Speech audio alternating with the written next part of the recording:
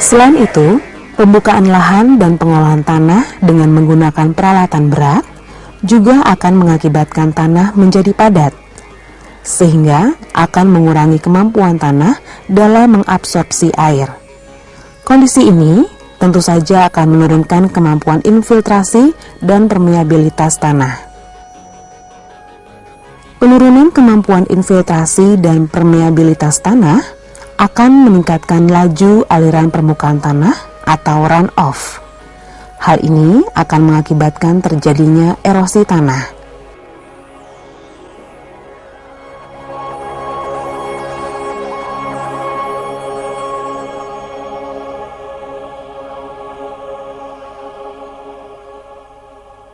Lebih lanjut, pada tahap pasca konstruksi, para transmigran mulai mengadakan sistem usaha tani untuk kelangsungan kehidupannya. Usaha tani biasanya dilakukan dengan penggunaan lahan tegalan dengan tanaman semusim seperti padi gogo, jagung, ubi kayu. Tanaman seperti ini mempunyai tingkat penutupan tanah yang rendah. Kondisi seperti ini akan mengurangi kestabilan struktur tanah. Dengan demikian, pembukaan lahan dan pengolahan tanah dan sistem usaha tani dapat menyebabkan terjadinya perubahan kualitas erosi tanah dari sangat baik menjadi buruk, sehingga besaran dampak yang ditimbulkan adalah negatif sangat besar.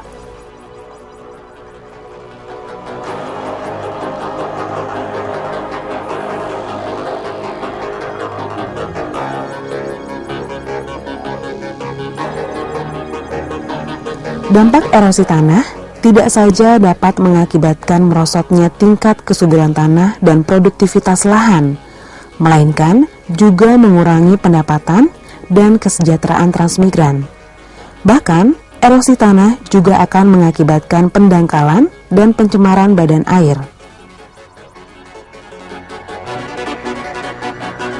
Persebaran dampak biasanya akan dirasakan oleh hampir seluruh transmigran. Dampak akan berlangsung lama, juga komponen yang terkena dampak banyak. Intensitas dampak tinggi dengan adanya musim hujan, sehingga dampak erosi tanah ini sulit diperbaiki atau irreversible. Maka, dampak erosi tanah dapat dikatakan bersifat penting.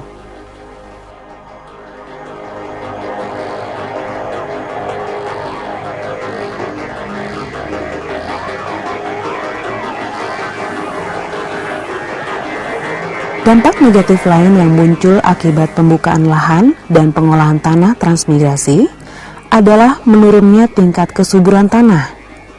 Salah satu penyebab terjadinya kondisi ini adalah sistem pola tanam monokultur yang pada umumnya dilakukan oleh para transmigran. Tanaman monokultur seperti singkong merupakan tanaman yang sangat boros dalam mengkonsumsi unsur hara. Penanaman tanaman monokultur seperti ini oleh karenanya harus disertai dengan aktivitas pemupukan. Erosi tanah mengakibatkan terkelupasnya lapisan atas tanah atau topsoil yang banyak mengandung bahan organik dan unsur-unsur hara esensial seperti N, P, K. Padahal bahan-bahan organik ini merupakan unsur-unsur penting bagi kesuburan tanah. Penggunaan alat-alat berat seperti traktor menyebabkan dampak negatif yang lebih parah.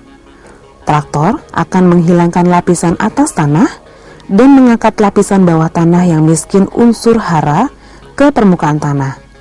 Kondisi seperti ini jelas akan menurunkan tingkat kesuburan tanah. Perubahan kualitas kesuburan tanah dari agak buruk menjadi buruk merupakan dampak yang tergolong negatif.